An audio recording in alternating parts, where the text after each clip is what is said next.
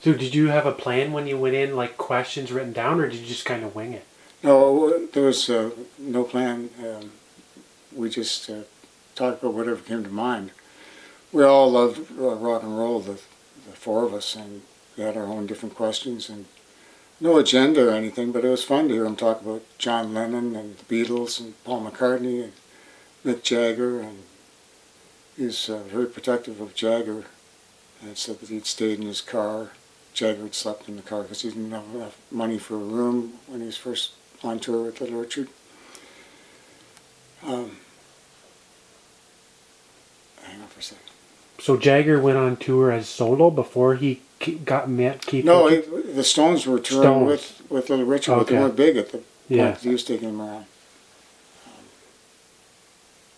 So he has some pretty good philosophy on the tape. When I first got the tape back, I thought it would make an interesting story for Rolling Stone with the full transcript. As funny as it is to hear oneself at age 20 and naive and all the rest, we did do a good job of interviewing him. And I'm surprised at how cocky I was too, because like I'm kidding him about answering the phone and saying he's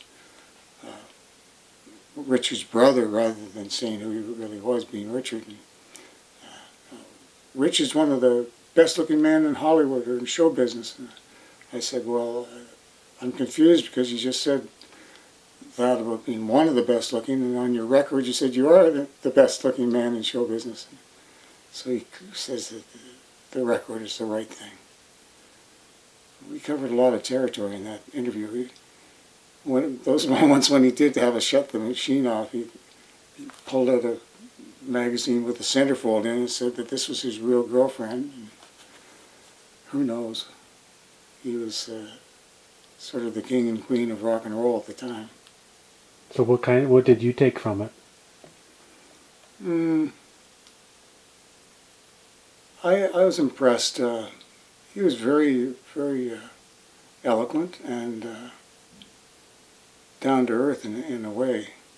He said it himself, that, which sounded kind of silly if you just hear it cold, but star backwards is rats, and so he was reminding us and himself that just because you're a star doesn't mean you can treat people badly.